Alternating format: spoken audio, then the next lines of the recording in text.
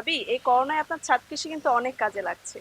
টাটকা ফলমূল শাকসবজি আপনিও পেলেন, আমরাও পেলাম। হ্যাঁ ভাবি, আমি তো সবসময় বলি ছাদে যদি সামান্যও জায়গা থাকে সেখানে ছাদ কৃষি করা উচিত, তাতে কিন্তু প্রত্যেকের লাভ হয়। হ্যাঁ ভাবি, আর সবুজায়নের ফলে তো বাতাসে অক্সিজেনও বাড়ে। দেন ভাবি, আমি পানি দিই। না না ভাবি, সমস্যা নাই, আমি করছি। আরে দিন দিন, পারবো। আমার বাবার বাসাতেও ছাদ কৃষি আছে, মাকে প্রায় হেল্প করতাম। আচ্ছা ঠিক আছে ভাবি, আপনি তাহলে পানিটা দেন। ইদানিং তো জানেন যে করোনার কারণে সব তাড়াতাড়ি অফিস ছুটি হয়ে যায়, তো আবার চলে আসবে, আমি তাহলে যাই। আচ্ছা ভাবি, দেখা হবে। আচ্ছা।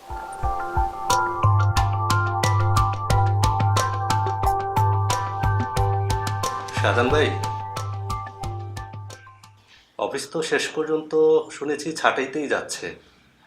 শুনেছি বসের কাছে ছাঁটের লিস্ট আজ চলে এসেছে। যে কোনো মুহূর্তে ডাক এলো বুঝি। কি যে আছে কপালে। হ্যাঁ, সেটাই। উৎপাদন বন্ধ হয়ে গেছে, অফিস সচল রাখবে কিভাবে? জানেন, এই করোনার কারণে পুরো পৃথিবী এখন অচল হয়ে গেছে। অফিস তো অচল হবেই। জানি না কপালে কি আছে। তা চাকরি চলে গেলে কি করবেন? আমি তো বড় ভাইয়ের সাথে কথা বলেছি, তার একটা পাইকারি দোকান আছে, আপাতত সেখানেই বসবো। তা আপনার ভাই ব্রাদাররা কে কোথায় আছে? সবাই গ্রামে আছে। দুই ভাই আছে, তেমন একটা পড়ালেখা করেনি। আর ভাবিদের কথা তো আপনাকে বলেছি আগে। বাপরে, বাড়ির সব লোকজন এক নামে চিনে, বিবাদী বাড়ি। আমার দাদা জমিদার ছিলেন, তাই সবাই বেঁচে গেছে। বাপ চাচা ওই জমি টমি বর্গা দিয়ে এখন চলছে। ভাই, আমি এসব চাষাবাদ আর এইসব ঝগড়াঝাটির মধ্যে যেতেই চাই না, তাই পড়ালেখা শেষ করে ঢাকাতে সেটেল হওয়ার চেষ্টা করছি। আল্লাহ জানে কি আছে, আমি বাড়িতে না গেলেই বাঁচি। স্যার, আপনাকে বসে ডাকে।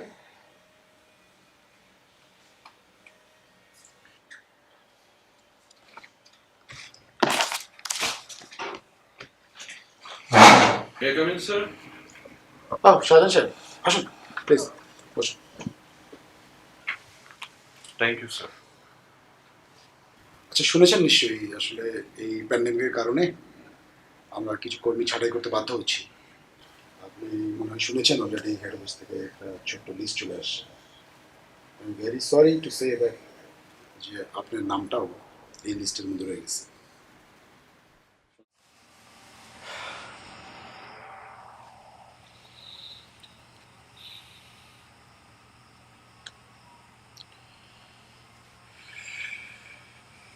এই যে নাও।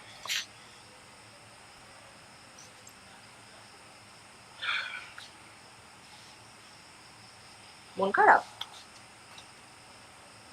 এখনো ফ্রেশ হওনি যে? কি?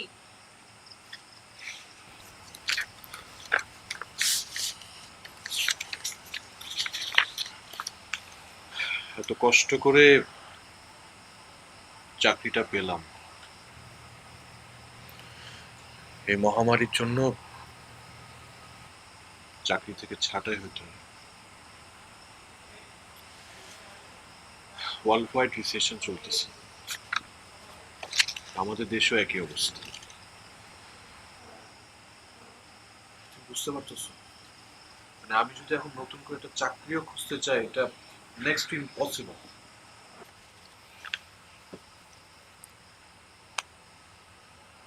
তুমি একদম টেনশন করো না তো। আরে ওই যে তুমি আমাকে মাস খরচের জন্য যে টাকা দিতে না, সেই টাকার অনেকখানি আমি বাঁচিয়ে রেখেছি। তোকে আমি জমিয়ে জমিয়ে রাখতাম টাকাগুলি, আমার কাছে বেশ কিছু টাকা আছে এখন। এই টাকা দিয়ে মাসখানেক তো আমরা আরামসে চলতে পারবো। কিন্তু আর কথাটা শোনো আমার, মাসখানেকের মধ্যে কি তোমার চাকরি হবে না? অবশ্যই হবে। একদম টেনশন করো না, আমি আছি, সব ঠিক হয়ে যাবে।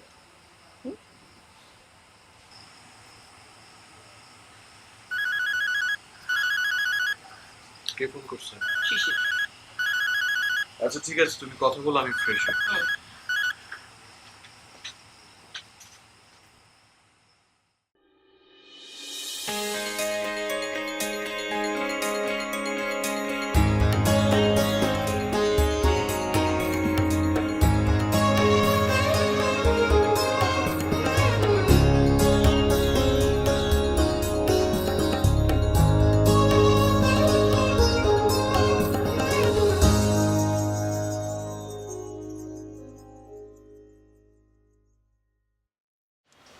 তুমি কখন এলে?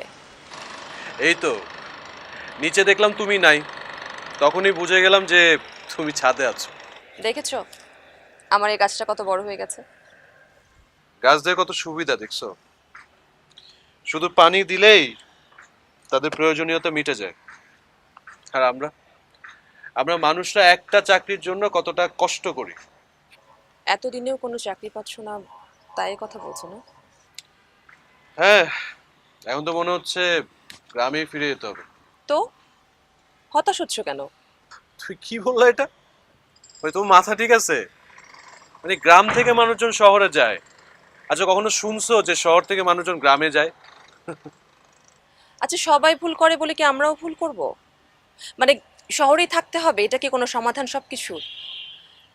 আচ্ছা দেখো, আজকে গ্রাম থেকে সবাই শহরে চলে আসছে, তাই এত চাকরির অভাব, এই যে এত এত যানজট। মানে তুমি কবে এই ঢাকা শহরে ফ্রেশ বাতাসে নিঃশ্বাস নিয়েছো বলতে পারবে আমাকে? তুমি কবে সবার সাথে জমি আড্ডা দিয়েছো বলতে পারবে আমাকে? আড্ডা নাকি ঝগড়া, কোনটা? শিশি তোমাকে প্রায় প্রায় ফোন করে বলে না গ্রামে চলে আসতে? শিশির তোমাকে অনেক মিস করে, তুমি তোকে কোলে পিঠে করে মানুষ করেছো। আর তাছাড়া জানো, মানে শিশির যেসব ভিডিওগুলি বানিয়ে ইউটিউবে পোস্ট করে দেখে তো আমার মনে হয় যদি গ্রামে থেকে যেতে পারতাম। আসলে মিস তো আমিও সবাইকে করি, আব্বাকে মিস করি, আমার দুই ভাইকে মিস করি, কিন্তু ভাবিদের কথা মনে পড়লে আমার গ্রামে যাওয়ার ইচ্ছাটাই মরে যায়। ওরা এত এত ঝগড়া করে। চলো না আমরা গ্রামে ফিরে যাই, অন্তত 1 বছরের জন্য। তারপরে এখন করোনার যে অবস্থা, আমার তো মনে হয় শহরের চাইতে গ্রামই নিরাপদ। আর তাছাড়া দেখো না, এই যে বাসা ভাড়ার পেছনে কত টাকা খরচ করছে, এই টাকাগুলিও তো বেঁচে যাবে। তাই না? 1 বছর গ্রামে গেলে খাবো কি? ওই যে আব্বার মতো জমি বিক্রি করে না বর্গা দিয়ে, কোনটা? এবার আর বর্গা না, আমরা নিজেরাই চাষ করব। এই গত কয়েকদিনে কৃষি সম্পর্কে আমি যা জানলাম, তাতে আমার মনে হলো যদি আমরা আসল পদ্ধতিতে মানে আধুনিক পদ্ধতিতে কৃষিকাজ করি তাহলে ফলন কিন্তু অধিক হয়। আচ্ছা ঠিক আছে বুঝলাম, যদি ফলন না হয় ভালো, বা যদি ফেল করি তখন? হ্যাঁ, তো ব্যর্থ হলে ফিরে আসবো, শহর তো আর পালিয়ে যাচ্ছে না। যদি তোমার ওখানে গিয়ে মনটা না টেকে আর যদি আমরা এই কৃষিকাজে ব্যর্থ হই তাহলে আমরা অবশ্যই আবার ঢাকায় ফিরে আসবো, তুমি আবার চাকরি খুঁজবে, চাকরি পাবে, ব্যাস সহজ সমাধান। Are you serious? মানে আমি শিক্ষিত হয়ে চাষাবাদ করব?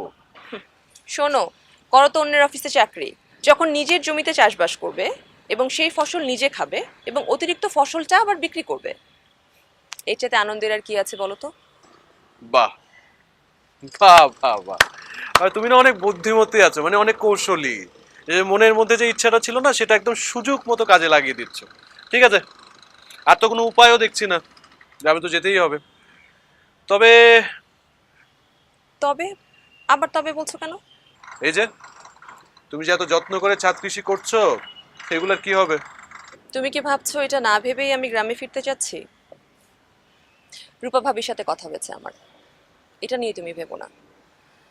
হ্যাঁ, এই ছাদ কৃষির কথা ভাবলে আমার একটু মন খারাপ হচ্ছে, কিন্তু আমি যখন ভাবছি যে এই ছাদের চাইতে অনেক অনেক বড় জমিতে, নিজের জমিতে আমি কৃষিকাজ করব, বিশ্বাস করো এটা ভাবলে আমার মনে অনেক আনন্দ হচ্ছে।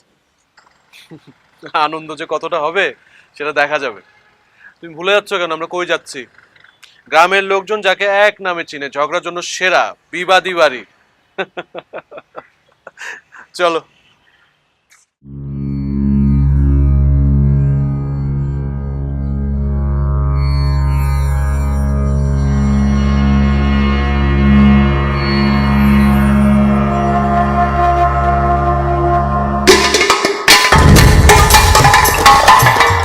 হানিফ দোকানের নাতনি আমি, আমার এত ঠেকা পড়ে নাই যে 3 বেলা গরম গরম রান্দা মুখে তুইলা খাবার খাওয়াবো। যাগো এত বেলা কইরা ঘুমানোর অভ্যাস, তারা বাপের বাড়ি থেকে 2-4টা দাস আইনা নিলেই পারে। রহমান চকিদারের মাইয়া আমি, কারো কথা ধার ধারি না। তা বাড়ির বড় বউ ইনিয়ে বিনিয়ে কাকে কথা শোনাচ্ছে একটু শুনি। ও মা গো মা, লাইগা গেল বুঝি না? শরীরে আগুন ধইরা গেছে? তা কত বড় চৌকিদারে বেটি আপনি, যে চৌকি থেকে পাও ফালাইতেই মন চায় না। খবরদার, ভালো হইতেছে না কইতাছি আছে। এই দাঁড়াও দাঁড়াও, যাবা সামঞ্জিল? ওরে বাবা বিবাদী বাড়ি, না না না আমি যাবো না। দেখছো কেন বাড়িতে আসি না? গ্রামের লোকজন আমার বাড়িকে এক নামে চিনে, বিবাদী বাড়ি। ওই যে ভাত খাইতে ভাত নাই, সাইকেল দাবড়ে চা খাই। কি এত বড় কথা? এই যে আপনি বাপি বাড়ি থেকে কয়জন দাসী লইয়াছেন লগে কইরা যে এত বড় কথা কইতাছে? ওরে লাইগা গেছে, দাসী তো একটা আনছি। আমার দেবরে বিয়া কইরা দাসী নিয়ে আইছি বাংলার না। ভাগ্যাকাশে আজ দুর্যোগের ঘন ঘটায় কে তাকে আশা দেবে, কে দেবে ভরসা, কে বলবে ওরে আশা নয় সবই নিরাশা। দাসী দেখা যে আমার কোনো কাজই করা লাগবো না, আমি ঠ্যাঙ্গের পরে ঠ্যাং তুইলা বয়া বয়া খামু আর দাসী সব কাম করব।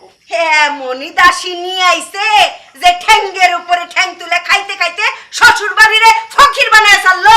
হ্যাঁ আমি তো ফকির বানায় ছাড়ছি। আপনার যে যুদ্ধ হয়ে গেছে, যুদ্ধ।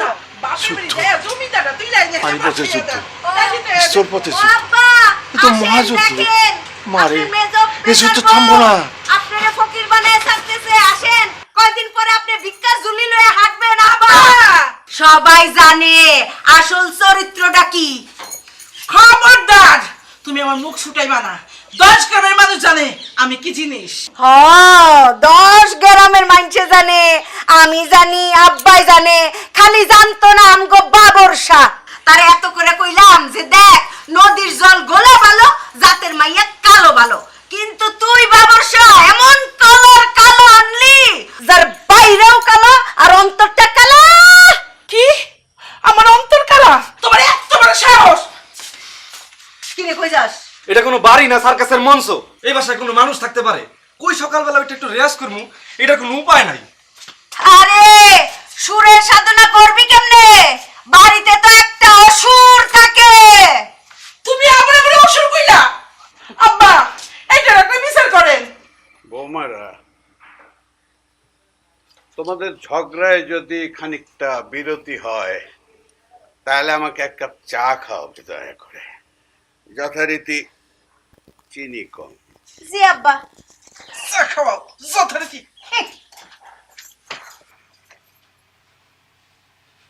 শিউলি বাপ, আয় শিউলি বাপ, ওঠো কইলাম।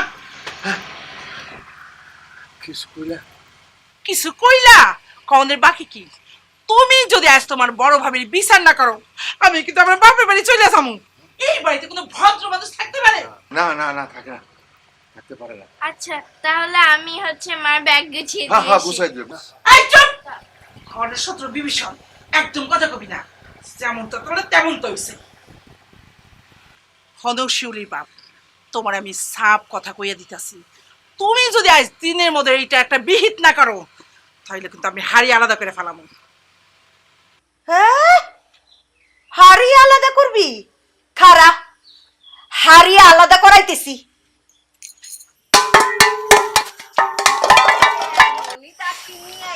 ওয়েলকাম অ্যাগেন টু বিবাদী বাড়ি।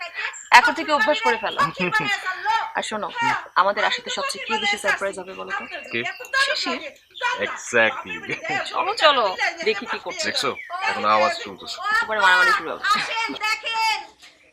ও বাবা দেখো কে আসছে। তা সম্রাট শাহজাহান, এই মরণের সময় গ্রামের কথা মনে পড়লো? ভাইবেন না, আপনার জ্বালায় বেশি দিন টিকতো না। আর আপনি ফেরেশতা, সম্রাট শাহজাহান রে কোলে কইরা আদর কইরা খাওয়াইবেন। এমন কদরের অভাবে তো এই বাড়ির এই দশা হয়। আরে আরে হা ভাবিরা থামো, আমরা কতদিন পরে আসলাম। আলহামদুলিল্লাহ ভাবি, এই যে আপনারা দুইজন করোনার মধ্যে এখনো সুস্থ আছেন দেখেই মনটা জুড়াই গেছে। আসো আসো ভিতরে আসো। আসো তাড়াতাড়ি আসো। হ্যাঁ তাও ঠিক আছে। আমার বাবারে আসো। বহুত আচ্ছা আছে এই বাড়িটা। বন্ধুরা, এর আগের পরের ভিডিওতে আমি আপনাদেরকে দেখিয়েছিলাম যে পুকুরে মাছ চাষ করে কিভাবে আপনারা লাভবান হবেন। তো আপনারা জানেন যে আমি শুধু আমার চ্যানেলে গানই ছাড়ি না, শিক্ষামূলক ভিডিও আপলোড করি। তো এবারও আমি একটি শিক্ষামূলক ভিডিও আপনাদেরকে দেখাতে চলেছি।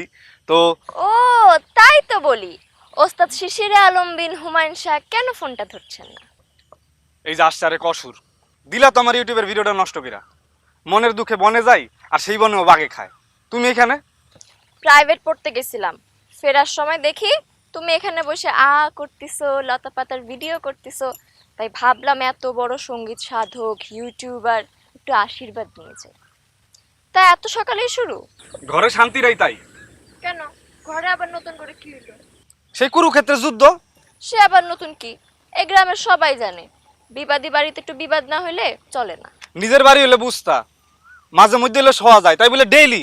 কিন্তু জনাব একটা কথা বলি, এটা শুনলে আপনি এক্ষুনি দৌড় দিয়ে আপনার বাড়িতে যাবেন। কি এমন কথা যে আমি এই বিবাদী বাড়ির মধ্যে গিয়ে দৌড়া ঢুকমু? আসার সময় দেখলাম আপনার ছোট চাচা আর চাচি রিকশা করে বাড়িতে যেতেছে। আরে কেমন মানুষ আপনি, একটা ধন্যবাদও দিলেন না। আব্বা আরে শাহজাহান কম নাই ওর বাপরে আমার বাপরে কেমন আছো আব্বা? আব্বা শরীর কেমন? ভালো ভালো ভালো করছেন। আরে ছোট চাচা, তুমি কখন আসলা? আগে বলবো না, আমি বাস স্ট্যান্ডে যাইতাম। আগে বললে কি তুমি সারপ্রাইজ হইতা? হ্যাঁ, দেখছো 1 বছরে কত বড় হয়ে গেছে। হ্যাঁ, শুধু কি বড় হয়েছে নাকি, ও এখন একজন বড় মাপের ইউটিউবার। তুমি জানো যে গ্রামের সবাই ওকে চিনুক না চিনুক, দেশের কিন্তু সবাই চেনে। আর ও খুব ভালো গান গায়। আর শিশির, আমি তোমার গানের অনেক বড় ফ্যান। ইয়ে মানে তোমরা দুজন ফ্রেশ হও। লজ্জা পেয়েছে। আরে ভাবি আসসালামু আলাইকুম। ওয়ালাইকুম সালাম। ধরো। Thank you. থ্যাংক ইউ ভাবি। এত দূর থেকে এসেছো, মিষ্টি মুখ করা হবে না, এটা হয়? একদম হয় না পাকনি বুড়ি। দেখছো ভাবিরা তোমার কত কদর করে। হ্যাঁ, এত কদর করে এলে কিন্তু বাড়ির এই অবস্থা। ইয়া ভাইজানরা কই? কই আবার বাইরে।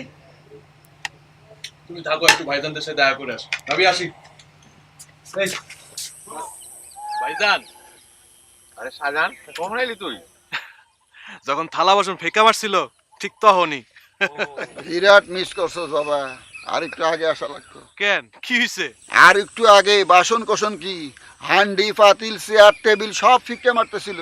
আর এমন শিক্ষর চেয়ারম্যান সাহেব ফোন করছে আমারে, এ বাড়িতে কি মার্ডার হয়েছে নাকি? আমি কইছি না চেয়ারম্যান সাহেব, এইটা কমন ঘটনা, প্রত্যেক দিনই হয়। ভাইজান কোনো সমস্যা নাই, ঢাকার থেকে উন্নত মানের তুলা নিয়ে আসছি। তুলা? আরে দূর হ, তুলা তুলা বাদ দাও তো। শুন, তুলার মধ্যে আর নাই, মাসে কয় কেজি করে তুলা লাগতেছে খবর রাখছস? আরে তুলা কিনতে কিনতে তো ফতুর হমু, এই ঘটনা তো সারা জীবন চলবো যতদিন বাঁচি।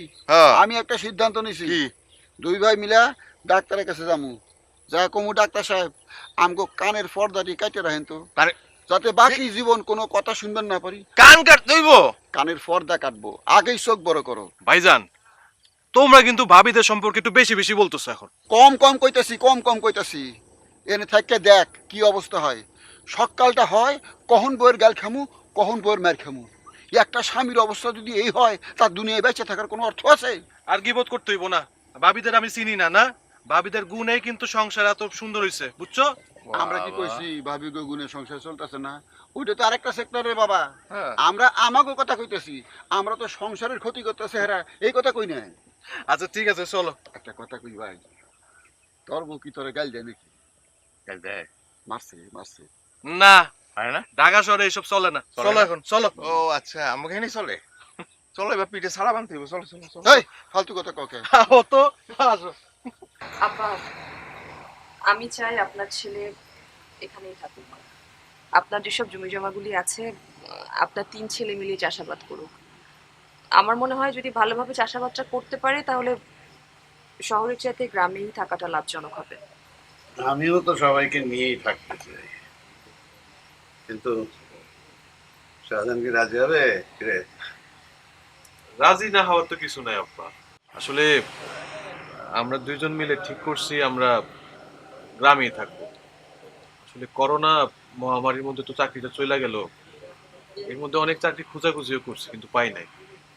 আর মনে হয় না এত সহজে চাকরিটা পাওয়া যাবে। তাই আমরা ঠিক করছি গ্রামে থেকে আধুনিক পদ্ধতিতে চাষাবাদ করে আমরা ভালো কিছু করতে পারবো। সিদ্ধান্ত তো ভালোই নিছে। আব্বা, আপনি তো আমাদের জমি জামাগুলো বর্গাই দিতেন, এতে তেমন একটা তো লাভ হইতো না আব্বা। কিন্তু আমরা 3 ভাই মিলা যদি এখন আমাদের সমস্ত জমি আধুনিক পদ্ধতিতে চাষাবাদ করি, আমার মনে হয় আমরা লাভবান হইতে পারবো। আমার বাকি 2 পোলাও যদি একই রকম ভাবতো।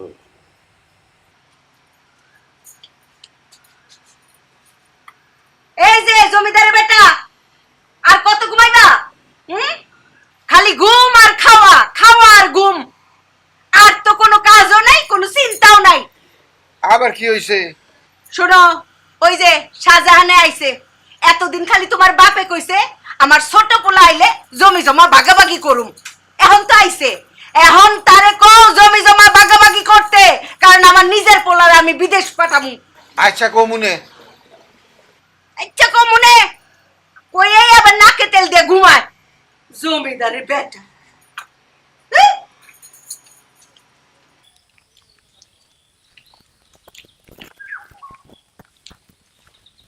আসসালামু আলাইকুম চাচা। ওয়ালাইকুম আসসালাম। আরে বাদল মাস্টার, এই করোনার সময় একটু দূরে থেকে কথা বলো। তো দেখে তো মনে হচ্ছে তুমি স্কুল থেকে আসতা, তাই না? আচ্ছা, ওই যে তোমার একটা মেয়েকে শিমু শিমু শিমু, ও এখন কোন ক্লাসে পড়ে? ও তো এখন স্কুল পাস দিয়া কলেজে উঠছে। তো শিমু কইলো আপনার ছেলে শাহজাহান নাকি বাড়িতে চলে আসছে। হ্যাঁ, ঠিকই শুনছো। এখন নাকি ঢাকা শহর সেফ না করোনার সময়, তাই ওরা চলে আসছে দেশে। আপনার তো জমি জমা 3 পোলায় যদি মিলা চাষাবাদ করতো তাহলে কি শহরে থাকা লাগে? আরে বাবারে, কথাটা তো আমি বুঝি, ও করে বুঝাইব কে? আমি কতবার কইরা কইছি তোরা দেশে চলে আয়। না, ওগো দরকার নগদ টাকা, ওরা আরো জমি জমা বেচা ঢাকায় গিয়ে বাড়ি করব। আরে তা করে আমি কইছি তোরা জমি জমা চাষাবাদ কর, দেখ সারা বছরে কত কামাই হয়। তাছাড়া তো যে বছরের খোরাক তো হয়ে যাবে ওই জমি থেকে। কার কথা কে শুনে? ঠিক, জমি বেচা সমাধান না, অগরে ভালো করে বুঝান, দরকার হলে চাপ দেন। আর 2 বৌমারে বলেন ঝগড়াঝাটি কইরা কোনো লাভ নাই, এটা কোনো সমাধান না। ঠিকই কইছো, দেখা যাক কি করা যায়। দেখো পাল্লা একবার বাড়িতে এসো। আসসালামু আলাইকুম। এই শুনছো? আবার কি? ঠিক মতো তো সকালটাও ফোটে নাই, আবার কি ঝগড়া? আরে মনটাই তো চাই এখন দিয়ে শুরু করি, কিন্তু আস্তে না করিয়া তো পারতাছি না। মনে আছে তো? কি মনে আছে? ওরে আমার কপাল, আল্লাহ মাথায় কি দিছে, সব খাই একরে বসে রয়েছে। তোমার বাপে যে কইছিল শাহজাহান বাড়তে আসার পর জমি জমা সব সমানভাবে ভাগ করিয়া দিব। শোনো, তোমার ভাগের এক কানিও জমি যেন ছাড়া না হয়।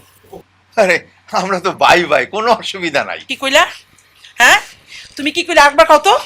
আরে ওই তো একই কথা, সম্পদ ভাগের ব্যাপারে কোনো আপন পর নাই, হ্যাঁ, কোনো ভাই ভাই নাই, সব হইল নিজের, বুঝছো?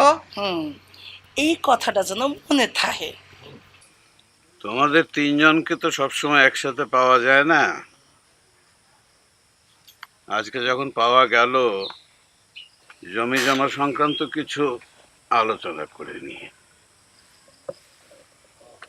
বড় 2 জনের তো সংসার বড় হচ্ছে, ওরা একটা ভবিষ্যৎ আছে। আমি কতদিন বাঁচবো তা তার বলা যায় না। আমি বেঁচে থাকতে সবকিছুর একটা মীমাংসা, মানে সব বুঝায় না দিয়ে গেলে তোমাকে কপালে গতিস আছে। সঠিক কথা কইছেন আব্বা, সঠিক কথা কইছেন। আপনার মাথায় বুদ্ধি আছে। এই যে আপনার চুলদারি পাকছে, হুদা পাকছে, এটা বুদ্ধির ঠেলায় পাকছে। কথাটা কি আমারে কওয়া হইলো? মনে হইতেছে বাড়ি ডাকার বাপে একলা। বৌমারা, আজকে খুব একটা গুরুত্বপূর্ণ আলোচনা হচ্ছে, তোমরা একটু পরে শুরু করলে হয় না? মানে ভাগ বাটোয়ারাটা হয়ে যাক, তারপরে শুরু করো। তোমরা তো জানো আমার বাবা জমিদার ছিলেন, আমাদের একটা বড় জমিদারি সম্পত্তি আছে। ভাগ করে দিলে তোমাদের ভাগে অনেক সম্পত্তি পড়বে। চাইলে আমি ভাগ করে দিতেও পারি, কিন্তু ভাগ করে দিলে কি হবে জানো? তোমরা প্রত্যেকে যার যার জমিগুলো বিক্রি করবে আর খাবে, বিক্রি করবে আর খাবে, আর এক সময় গিয়ে পস্তাবে। তখন মাথা চাপড়াবে আর বলবে এত কম দামে জমিগুলো বিক্রি করলাম কেন, তাই তো? আমি বেঁচে থাকতে এখানকার 1 পোয়া জমিও বিক্রি হবে না, হতে দেব না। এইটা কেমন কথা হইলো আব্বা? আমগো কি তাহলে নিজের বলে কিছুই থাকবো না? তারি বৌমা, শোনো তো আগে সবকিছু, সব কথা শোনো তারপর। জি আব্বা, যা কই দিছিলেন কোন। যা বুঝতেছি তাতে তোমরা বড় দুইজন চাইতেছো জমি জমা ভাগ হয়ে যাক। জি আব্বা।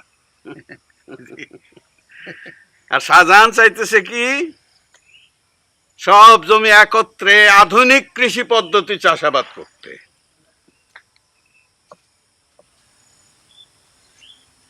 এটা ঠিক না আব্বা, আপনি জমি জমা আমগো মধ্যে ভাগ করে দেন, আমার জমি আমি খামু, যেমনি খুশি তেমনি খামু। তাই করকাটা পোলাফানের কথা শুনলে আমগো ধ্বংস। কি বুঝে মুরব্বী আমি না, আপনি মুরব্বী না। আমি বড় ভাইয়ের কথার সাথে একমত। ভাইজান, এমনিতে যতই ঝগড়াঝাটি হয় না কেন, আপনারা সবাই তো একসাথে নিচেই থাকতেছেন। এখন যদি জমি ভাগাভাগি কইরা দেয় আব্বাই, একসাথে কি থাকা হইব? তোমাকে মধ্যে এরকম ঝগড়াঝাটি লাগিয়ে থাকলে তো চলবো না। এখন আমি যা বলি সেটা মনোযোগ দিয়ে শোনো। জি আব্বা বলেন। আপাতত জমি জমা ভাগাভাগি হচ্ছে না, তবে তোমাদের এই ঝগড়াঝাটি থামানোর জন্যে তোমাকে মধ্যে একটা প্রতিযোগিতা হবে। কিসের প্রতিযোগিতা আব্বা? তোমরা 3 ভাই আমার সব জমি 3 ভাগ, একেবারে সমান 3 ভাগ করে এবারে জমি চাষ দিবে। শাহজাহান আধুনিক কৃষি পদ্ধতিতে চাষ করবে আর তোমরা তোমাকে কায়দায় চাষ করবে। সেই জমির ফসলের টোটার পরে সেটার একটা হিসাব হবে। ওইটাই হলো আসল প্রতিযোগিতা। যদি শাহজাহানের জমিতে ফসল বেশি হয় তাহলে এই তোমার বাপ দাদার জমি জীবনেও ভাগ হইব না। তোমরা 3 ভাই এক লগে ওই আধুনিক কৃষি পদ্ধতিতে চাষাবাদ করবা, সুখে সংসার করবা। আর কথাটা কইতে খারাপ লাগতেছে, তারপরেও যদি তোমরা 2 ভাই জিতে যাও, মানে তোমরা 2 ভাই যদি শাহজাহানের চেয়ে ফসল বেশি ফলাইতে পারো, তাহলে আমি তোমাকে 3 ভাইয়ের মধ্যে জমি জমা ভাগ করে দেবো। তাহলে ভাইরা প্রতিযোগিতা করেই যদি জমি ভাগাভাগি হয় তাহলে হোক প্রতিযোগিতা, হোক ঠিক আছে, ওইটাই ঠিক আছে। হোক। শোনো, প্রথম একটা বিষয় মনে রাখবা, জমি জমা ভাগাভাগি মানেই ঠকাঠকি, একজনের ঠাহাইতে হইব। শাহজাহান রে কোনো ক্রমেই জমি ভাগাভাগিতে জিততে দেওয়া যাইব না, ওরে ঠকাইতে হইব। আরে সেইটা তো ঠিক আছে, কিন্তু আমরা ঠেকামো কেমনে? আরে তোমরা এত বোকা কেন কত দেখি? শাহজাহান থাকে শহরে, হের মাথায় কি অত বুদ্ধি শুদ্ধি আছে? হ্যাঁ, জমি জমার কি বুঝে? তোমরা 2 ভাই মিলা কৌশলে শাহজাহান রে ওই উত্তরকানির জমিটা দাও। উত্তরকানির জমির মাটিতে সমস্যা, ওইখানে অধিক ফলন হয় না, কোনো ভালো ফসল হইব না। ভাবি এতদিন একটা কথা বলছেন, আমার মনটা একটা খুশিতে ভরে গেছে। শাহজাহানের ওই উত্তরকানের জমি দিতে হইব। শাহজাহান ওই জমিতে আধুনিক কৃষি প্রয়োগ কইরা দেখি কেমনে বেশি ফলন ফলায়। ও ভাবি আরো কথা আছে, লন ফাঁকাই লন। চল শিশির, আমি তোমাকেই খুঁজছিলাম। কেন চাচি, বলেন কি প্রয়োজন? আমাদের প্রতিযোগিতার বিষয়টা তুমি তো জানোই। এখন আধুনিক পদ্ধতিতে কৃষিকাজ করার জন্য কৃষি অফিসারের পরামর্শ এবং সহযোগিতা দুটোই আমাদের প্রয়োজন। তুমি যদি কোনোভাবে আমাদের কৃষি অফিসারের ফোন নাম্বারটা একটু আমাদেরকে ম্যানেজ করে দিতে খুব ভালো হতো। চাচি, আপনি কৃষি অফিসারের নাম্বার নিয়ে কোনো চিন্তাই করেন না। আমার বাবা তো স্কুল মাস্টার, ওনার কাছ থেকে আমি নাম্বার নিয়ে আপনাকে দিয়ে দিব। আরে তাহলে তো ভালোই হলো শিমু, আমরা সবাই মিলে কৃষি স্যারের কাছে যাই, ওনার কাছে পরামর্শ নিই। আমার মনে হয় এটা আমাদের অনেক উপকারে আসবে। ঠিক আছে।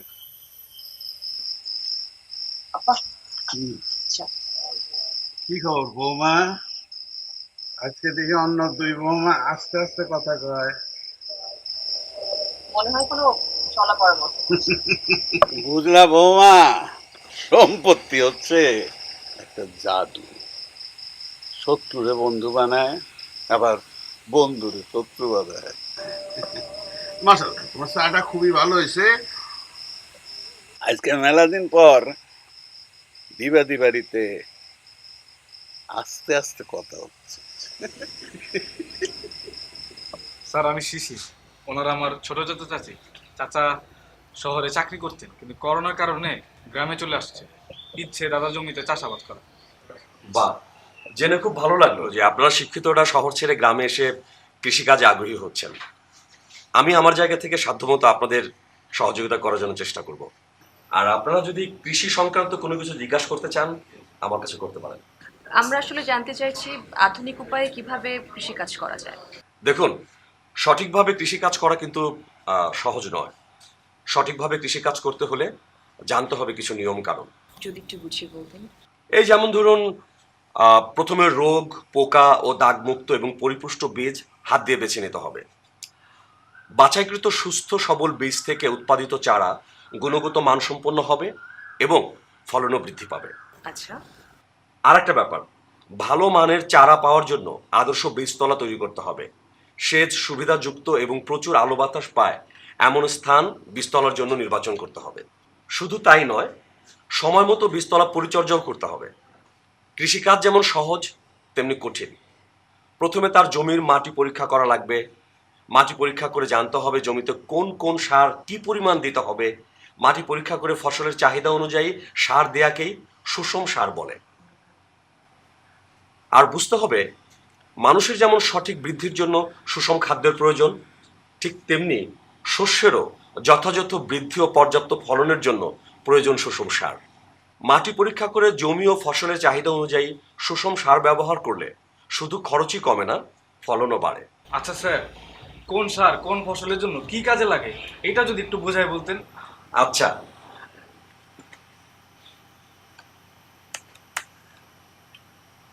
এই যে দেখো, বাজারে যেগুলো সার পাওয়া যায় সেগুলোর মধ্যে ইউরিয়া সার থেকে নাইট্রোজেন, টিএসপি সার থেকে ফসফরাস, ডিএপি সার থেকে নাইট্রোজেন ও ফসফরাস, এমওপি সার থেকে পটাশিয়াম পাওয়া যায়। এইসব উপাদানগুলো ফসলের জন্য বিভিন্নভাবে উপকার করে থাকে। যেমন নাইট্রোজেন গাছের কাণ্ড ও ডালপালা পাতার বৃদ্ধিতে সহায়তা করে। এছাড়া কুশি উৎপাদনের জন্য সাহায্য করে এবং পাতা ও ফলের আকার বড় করে। আর ফসফরাস গাছকে শক্তি প্রদান করে, রোগবালাই, কীটপতঙ্গ ও ঢলে পড়ার হাত থেকে রক্ষা করে। পটাশিয়াম উদ্ভিদের জন্য খুবই প্রয়োজন। পটাশিয়াম দানা জাতীয় শস্যের কাণ্ড মজবুত ও দৃঢ় করে, ফলে তা ঢলে পড়ার হাত থেকে রক্ষা পায়। এছাড়াও গাছকে বলিষ্ঠ ও সুঠাম করে এবং শস্যের পরিমাণ ও গুণাগুণ দুটোই বৃদ্ধি করে। আরেকটা গুরুত্বপূর্ণ ব্যাপার আছে, আমাদের দেশে কৃষক ভাইরা সবসময় জমিতে ইউরিয়া সার বেশি করে ব্যবহার করে থাকে। এতে করে ফসল অন্যান্য সার, বিশেষ করে পটাশ সারের পুষ্টি উপাদান থেকে বঞ্চিত হয়। ফলে বিভিন্ন রকম সমস্যা দেখা দেয় এবং ফলনও কম হয়। জমিতে যে পটাশ সারের অভাব হয়েছে এটা আমরা কিভাবে বুঝবো? এটা বোঝা যাওয়ার নিয়মটা বলছি। জমিতে পটাশিয়ামের অভাবে গাছ সহজে রোগাক্রান্ত হয়, খরা ও ঠান্ডা সহ্য ক্ষমতা কমে যায়।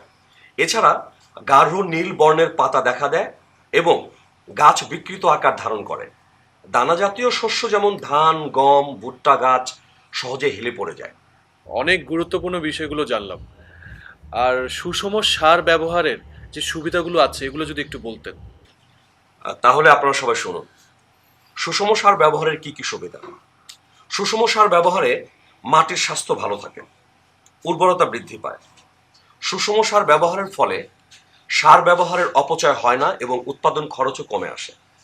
সুষম সার ব্যবহারের ফলে যে কোনো ফসলের ফলন স্বাভাবিকের চেয়ে বৃদ্ধি পায়। সুষম সার ব্যবহারের ফলে শুধু ফলনই বাড়ে না, ফলনের গুণগত মানও বৃদ্ধি পায়। স্যার, অনেক কিছুই শিখলাম আপনার কাছে। আশা করি এসব তথ্য ইউটিউবে ভিডিও করে আপলোড করলে অনেক কৃষকরা উপকৃত হবে। সেটা হলে তো খুব ভালোই হয়। শুধু শিখলেই তো হবে না, অন্যদেরকেও শেখাতে হবে। ঠিকই বলেছেন স্যার। আমরা আবারও আসবো আপনার সাথে এসব বিষয়ে পরামর্শ করতে। হোপ আপনি বিরক্ত বোধ করবেন না। অবশ্যই আসবেন, কি বলেন, এটা তো আমার দায়িত্ব আপনাদেরকে সময় দেওয়া। আচ্ছা, আমরা তাহলে আজকে আসি। নিশ্চয়ই, আবার যে কোনো প্রয়োজনে আমার কাছে আসবেন। কি তুমি কি এখনো গ্রামে এসে চাষাবাদ করতে ভয় পাচ্ছ? আরে না না, কোনো কিছু শুরু করার আগে একটু শিখে নেওয়ার প্রয়োজন আছে না? তাই ভাবলাম যে কৃষি স্যারের কাছে আসি, একটু পরামর্শ নিই। উনি যেভাবে বুঝালেন এখন তো মনে হচ্ছে আমার চাষাবাদ করতে কোনো প্রবলেমই হবে না। কিরে শাহজাহান, আরে তোরা এখানে? আরে তুই তো সবই জানিস, তোরে বলছি না আব্বার জমিগুলোতে আমি এবার চাষাবাদ দেখবো, তাই তো কৃষি অফিসে আসছিলাম কৃষি স্যারের সাথে দেখা করতে। উনি যেভাবে বুঝালেন আমার তো মনে হয় আমি ঠিকঠাক মতো চাষাবাদ করতে পারবো। খুব ভালো কাজ করেছিস। কৃষি স্যার অত্যন্ত ভালো একজন মানুষ, তোর যে কোনো প্রয়োজনে উনাকে তুই পাশে পাবি। একদমই ঠিকই বলেছিস। আজকে কৃষি স্যার আমাদেরকে সুষম সারের ব্যবহার আর তার উপকারিতা সম্পর্কে গুরুত্বপূর্ণ তথ্য দিয়েছেন। হ্যাঁ, এটা তো খুব ভালো কথা। জমিতে ভালো ফলনের জন্য সুষম সারের ব্যবহার অত্যন্ত গুরুত্বপূর্ণ। তবে বন্ধু, একটা বিষয় খেয়াল রাখতে হবে, বাজারে কিন্তু অনেক ধরনের সার পাওয়া যায়, এর ভেতর ভালোও আছে মন্দও আছে। বাজার থেকে সার কেনার সময় জেনে বুঝে সবচেয়ে ভালো যে সারটি, সেই সারটি কিনতে হবে। মনে কর তুই পটাশ সার কিনবি, সেই ক্ষেত্রে কিন্তু তোকে কানাডিয়ান পটাশ কিনতে হবে। তাই কেন? কানাডিয়ান পটাশ সারে কি উপকারিতা অনেক বেশি? অবশ্যই বন্ধু, আমি তোকে পুরো ব্যাপারটা বুঝিয়ে বলছি। অন্যান্য পটাশ সারের তুলনায় কানাডিয়ান পটাশ মানে অনেক ভালো, কারণ এই কানাডিয়ান পটাশের দানাগুলো যেমন বড় তেমন ঝরঝরে। অন্যান্য পটাশ সার ছেটানোর সময় কিছু সার উড়ে গিয়ে নষ্ট হয়ে যায়, কিন্তু কানাডিয়ান পটাশের বেলায় এটা হয় না। তবে তুই কোনো চিন্তা করবি না, তুই যেদিন সার কিনতে যাবি জাস্ট আমাকে একটা কল দিবি, আমি তোর সাথে যাব। আরে তুই আসুস বলে তো ভরসা আছে। যাক, ভালো হইলো, এখন তো সাহেব সাথেও সাপোর্ট পাবো। শাহেদ ভাই, এই যে আপনার বন্ধু এখন গ্রামে চলে এসেছে, চাষাবাদ করতে চাই, আর এই ব্যাপারে তো আপনার অনেক জ্ঞান, আপনি প্লিজ আপনার বন্ধুকে হেল্প করবেন। আরে কোনো চিন্তা করতে হবে না, তুই জাস্ট আমাকে একটু জানাবি, আমি তোর সাথে যাব। গেলাম বন্ধু। শুন, বাসায় আসিস। হ্যাঁ বাসায় আসবো, এখন গেলাম। ওকে।